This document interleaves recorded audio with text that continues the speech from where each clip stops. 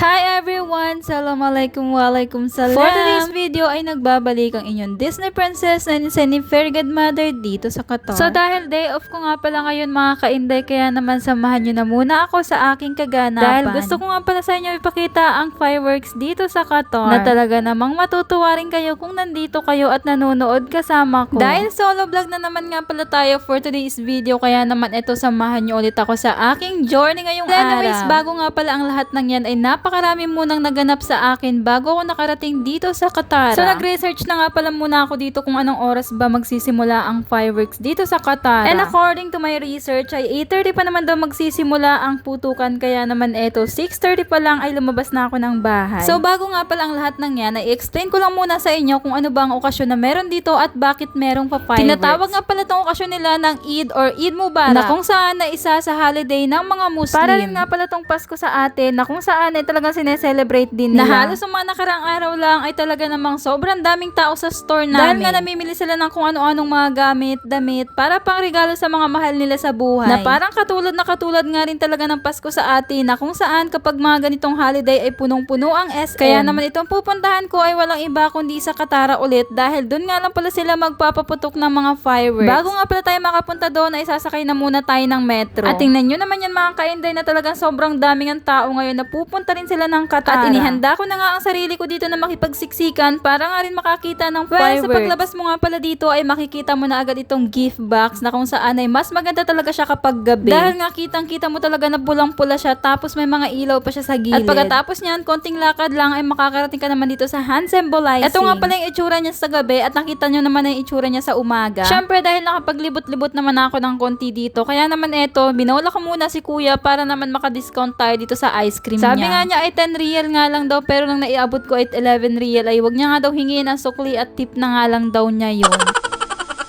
Well, anyway, dahil mabait naman si kuya, kaya sige go, sa'yo nakuha yung 1 real.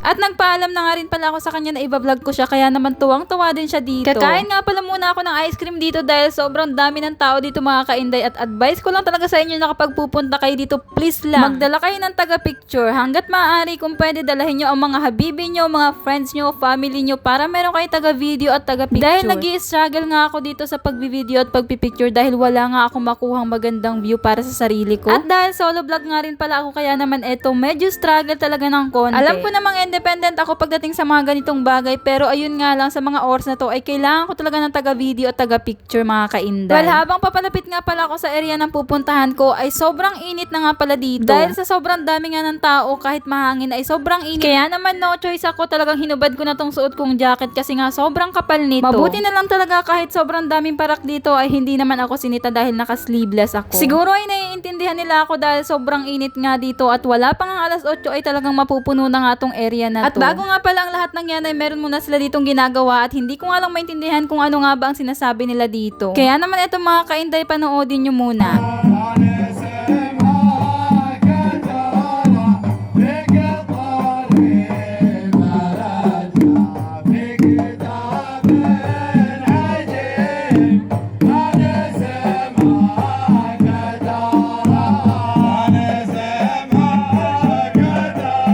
At pagkatapos nga pala nakaganapan na yun ay kasunod naman ang fireworks na talaga namang pinaka-inaantay ng lahat. Kaya naman ito mga kamartes, panoodin nyo muna para naman mag-enjoy kayo katulad ko.